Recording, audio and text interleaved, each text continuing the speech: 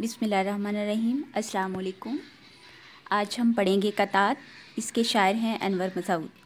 सबसे पहले मैं आपको शायर का तारुफ बताती हूँ। अनवर मसूद 1935 में पैदा हुए, अभी तक हयात हैं।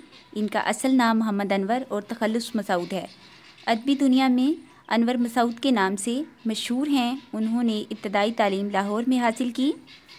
पंजाब यूनिवर्सिटी से एमए फ़ारसी में गोल्ड मेडल हासिल किया। 1964 में फ़ारसी के लेक्चरार मुकर्रर हुए। इनकी ज़्यादा शायरी पंजाबी ज़ुबान में है। वो ज़्यादातर मज़ाहिया शायरी करते हैं। 1955 में सरकारी मुलाजमत से रिटायर्ड हुए। मुल्क और बैरूनी मुल्क मुशायरों में ख़ास तौर पर इनको दावत दी जाती है। ज़िंदगी और रोज़मर्रा ज़िंदगी के आम मसाइल और मामलात इनकी शायरी के अहम मौज़ूआत हैं। मिज़ाज निगारी में कता इनकी महबूब हैत है। इनके मज़ाहिया कतात का पहला मजमुआ कता कलामी है। इसके अलावा मेला अखियाँ दा, गुंचा फिर लगा खिलने, मैली मैली धूप और होन की करिए और मज़ाहिया शायरी में आपकी बेमिसाल किताब एक दरीचा एक चिराग मशहूर है। जैसा कि आज हम कतात पढ़ेंगे और अनवर मसूद को बीजे सीन बहुत पसंद है, तो यहाँ पे मैं आपको बताती चलूँ कि कता क्या है। कता की जमा कतात है। दो इशार पर मुश्तमिल होता है। ऐसी दो इशार का मजमुआ जिसमें कोई ख्याल तसलसल से बयान किया जाए कता कहलाता है। आइए अब हम बाकायदा पहला कता पढ़ते हैं। जो चोट भी लगी है वो पहले से भड़के थी, हर ज़रबे कर्बनाक पे मैं तिलमिला उठा। पानी का, सुई गैस का, बिजली का, फ़ोन का, बिल इतने मिल गए हैं कि मैं बिलबिला उठा। शायर अनवर मसूद इस अवामी मसले पर इजहार ख्याल करते हुए कहते हैं कि मुझे जो भी चोट लगी वो पहले से कहीं ज़्यादा सख्त और शदीद थी, और हर चोट पर मेरी ये हालत थी कि इस दर्दनाक और तकलीफ़ दे चोट की वजह से मैं तड़प उठा। लेकिन पानी, गैस, बिजली और टेलीफोन के तवक्को और अंदाज़े से बढ़कर एक साथ बिल आ जाने पर मैं वाकई चीख उठा। इस कते में शायर ने शहरी ज़िंदगी के बुनियादी मसले महंगाई का ज़िक्र किया है। ये एक तल्ख़ हकीकत है कि जिसे हर शहरी दोचार है। दर हकीकत आजकल बढ़ते हुए अखराजात ने गरीब और सफ़ेद पोश तबके की कमर तोड़ कर रख दी है। जब आधी से ज़्यादा तनख्वाह बिलों की अदायगी की नज़र हो जाए तो गरीबों के लिए दाल रोटी का बंदोबस्त इंतहाई मुश्किल होता है। ऐसे में मिजाज चिड़चिड़े हो जाते हैं। आजकल तो महंगाई ने ज़िंदगी को मुश्किल बना दिया है। हुकूमत बिलों को ज़्यादा करती रहती है। मतवस्त तबके और ऐसे में गरीबों का सुख का सांस कैसे आए। आए दिन बिजली, पानी, सुई गैस और फ़ोन के नर्ख को बढ़ाकर क़यामत ढाई जाती है। इजाफे ने सताए हुए अवाम की ज़िंदगी को अजीरन करके रख दिया है। ओवर बिलिंग करना आम मामूल बन चुका है। अलावाज़ी इन बिलों को घंटों की तारों में खड़े होकर जमा करवाना भी एक चैलेंज बन चुका है। अब मुआशरे को महंगाई ने अपने शिकंजे में कस लिया है। अवाम की चीखों पुकार सुनने वाला कोई दर्दमंद कान मुयस्सर नहीं। यरकान ज़दा चेहरे जमाओ तफरीक करके इस जंजाल से आज़ाद होने के लिए खुदकुशियों पर मजबूर होते जा रहे हैं। यहाँ कपड़े और गाड़ी की कीमत तो लगाई जाती है मगर इंसानी जान नहीं। बकौले शायर, हम फ़कीरों की जो कहते हैं रहाई होगी, ये हवाई किसी दुश्मन ने उड़ाई होगी। हम गरीबों का अमीरों पे अभी तकिया है, हम गरीबों की अभी और पिटाई होगी। दूसरा कता, तुम्हारी भैंस कैसी है जब लाठी हमारी है। अब इस लाठी की ज़द में जो भी आए सो हमारा है। मजम्मतकारियों से तुम हमारा क्या बिगाड़ोगे। तुम्हारे वोट क्या होते हैं जब वेटो हमारा है। जब लाठी हमारी है तो तुम्हारी भैंस कैसे हो सकती है। अब इस लाठी की ज़द में जो भी आए वो हमारा है।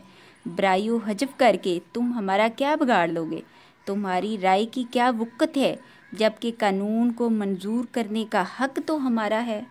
हुक्मरानी करने का सिर्फ हक़ इस शख्स को है जिसके बाजू में ताकत और हाथ में तलवार हो। वोट का हक देकर इंसानी कदरों की पामाली और इंसानी हकूक़ों पर डाका डालने वाली साम्राज्यी ताकतों ने पूरी दुनिया के इंसानों को अपना गुलाम बनाने की कोशिश की है। हालांकि वोट तो तर्ज़ जमहूरियत में इकाई की हैसियत रखता है। इसी ही से राय शुमारी हो सकती है और इसी ही से इख्तलाफ भी पैदा होता है और बाहमी कशमकश जन्म लेती है। जबकि वेटो किसी फैसले या कानून को नामंजूर करने का हक रखती है, लेकिन इस वेटो की ताकत ने आलमी तनाज़ुर में ऐसी बेहिसी को जन्म दे दिया है कि हाकिमों महकूम के मानी ही बदल कर रख दिए हैं। हाकिमों के महकूम कौमों के लिए कानून और अहकामात में दिन रात का फ़र्क वाज़ी दिखाई देने लगा है। अक़वाम मुत्तहिदा की मिसाल नफ्सियाती मुआलिज की सी है, जो मरीज़ के मसले को खामोशी से सुनता है और मरीज़ ये समझता है कि इसने अपनी तकलीफ़ बयान करके अपना मसला हल कर लिया। यहाँ दुनिया भर की क़यादतें अपनी खूबियाँ और मजबूरियाँ बयान करके लौट जाती हैं। ताकतवर ममालिक अपनी पॉलिसियाँ बयान करते हैं। कमज़ोर ममालिक तरला मिन्नत करके समझते हैं कि इनकी बात दुनिया के प्लेटफार्म पे सुनी जाएगी। लेकिन जहाँ मसला कश्मीर संगीन मसाइल भी फ़ाइलों में दबा दिए जाते हैं। अनवर मसूद यहाँ गुफ्तगू में राइज आम अंग्रेज़ी अल्फाज को मुनफरद अंदाज में बयान कर रहे हैं और कौमी व मिली कैफियत में मौजूद दिली रंज साफ झलक रहा है। अगला कता, उजड़ा सा वो नगर के हड़प्पा है जिसका नाम, इस करियाए शिकस्ता और शहर ख़राब से इबरत की एक छटांक बरामद ना हो सकी। कल्चर निकल पड़ा है मन्नों के हिसाब से। इस कते में अनवर मसूद कह रहे हैं, हड़प्पा एक उजड़ी सी बस्ती है। इस टूटे फूटे और ख़राब इलाके से इबरत की एक छटांक भी मुयस्सर ना आई, जबकि इसकी जगह कल्चर मन्नों के हिसाब से निकल आया। इस कता में शायर ने तारीख़ी शहर हड़प्पा का जिक्र किया है, जिसे महकमाए आसार कदीमा ने पंजाब की सरजमीन में दरियाफ्त किया है। हड़प्पा मुआशरत और निज़ाम तमद्दुन का शानदार नमूना था। यहाँ का कल्चर तरक्की याफ्ता और कई ममालिक में जदीद तर्ज़ ज़िंदगी से कम ना था। हड़प्पाई तमद्दुन चांदी और तांबे के इस्तेमाल से वाकिफ़ था। इस शहर की सड़कें एक दूसरे के ज़ाविया कायमा पर बनाई गई थीं। नकासी आब का निज़ाम हिफ़्ज़ाने सेहत के उसूलों के मुताबिक था। वहाँ पर इनाज घर भी मौजूद थे। रहायशी मकान पक्की ईंटों से बने हुए थे। गलियाँ सीधी, हमवार और साफ़ सुथरी थीं। ये तहज़ीब कबल मसीह अपने अरूज पर थी कि किसी नागहानी आफत के सबब सफाई हस्ती से मिट गई और अब हड़प्पा अज़मत रफ्ता की यादगार बन चुका है। मजहबी नुक्ता नज़र से तो ये शिकस्ता और इसके वीरान खंडरात इबरत की निशानी हैं। शायर ने बताया है कि तबाहशुदा तहज़ीब से इबरत हासिल करो और अपने अमाल संवारने की कोशिश करो। शायर ने हमारे इज्तमाही रवैया को तनकीद का निशाना बनाया है।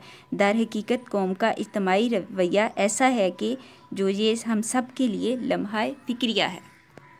अगला और आखिरी कता, क्लर्कों से आगे भी अफसर हैं कितने, जो बेइंतहा साहिबे गौर भी हैं। अभी चंद मेज़ों से गुजरी है फ़ाइल, मकामाते आहो फुगां और भी हैं। ये कता सिफारिश के बारे में है। इसमें शायर अनवर मसूद कह रहे हैं, क्लर्कों से आगे भी बहुत से अफसर हैं जो बहुत ज़्यादा गौर करने वाले हैं। अभी फ़ाइलें चंद मेज़ों से गुजरी हैं, इससे आगे भी रोने पिटने के कई मुकाम हैं। हुकूमती इदारों में अफसर और क्लर्क लाज़िम मलज़ूम हैं। काम वाली फ़ाइलें चंद क्लर्कों की मेज़ों के दायरों के अंदर मकनातीसी अंदाज में घूमती रहती हैं ताकि फ़ाइलें सोना उगल सकें। समाजी असरो वरसूख रखने वाले अफराद के काम हो जाते हैं, जबकि आम आदमी अपने हक से बुरी तरह महरूम होता जा रहा है। दफातर के चक्रों में गरीब हर रोज़ सुबह सवेरे दफ्तर में क्लर्क की दीवारों को याजूज माजूज की तरह चाटना शुरू करता है, मगर शाम तक दीवारें उधर की उधर रहती हैं और लोगों पर मायूसी के राकट गिरते रहते हैं। जैसा कि किसी ने कहा है, कुर्सी पे फिर उठाया बिठाया क्लर्क को, अफसर के साथ पिन से लगाया क्लर्क को, मट्टी गधे की ढाल के इसकी सरिश्त में दाखिल मशक्क़तों को किया सरे नविश्त में। दफातर में क्लर्कों के सामने फ़ाइलें भी चुपचाप ये बेहिस्सी के मनाज़र देखती और सुनती हैं कि साहिब आज छुट्टी पर हैं, साहिब मीटिंग में हैं, साहिब ज़रूरी फ़ोन सुन रहे हैं। इसी तरह दिन रात का सिलसिला चलता रहता है। क्लर्क अगर अल्लाह अल्लाह करके मेज़ से फ़ाइल को अफसरों की मेज़ तक पहुंचा देता है तो इसकी फ़ाइल को गौरो खोज के बाद कार्रवाई के लिए रख लिया जाता है, फौरी कोई फ़ैसला नहीं किया जाता। दरअसल अफसर हजरात भी रिश्वत के चक्कर में होते हैं, जबकि महकमा इंसदादे रिश्वत सतानी का माटो था, इसलिए वो काम जानबूझकर लटकाते हैं कि शायद कोई सौदा ही तय पा जाए। फिर बाद अफसरान अपनी हाकमियत जताने के लिए सही काम में बिलावजह खामियां और गलतियां निकालना भी अपना फ़र्ज़ समझते हैं। बेचारे ज़रूरतमंद फरियाद करते रह जाते हैं। इस सूरत हाल की वजाहत शायर ने अल्लामा इकबाल के शेर के एक मिसरे की तज़मीन की है। असल शेर यूँ है, अगर खो गया एक निशैमन तो क्या गम, मकामाते आहो फुगां और भी हैं। इस कते में क्लर्कों के रवैये पर अनवर मसूद ने तनकीद की है कि ये निज़ाम रिश्वत के बगैर आगे चल ही नहीं सकता।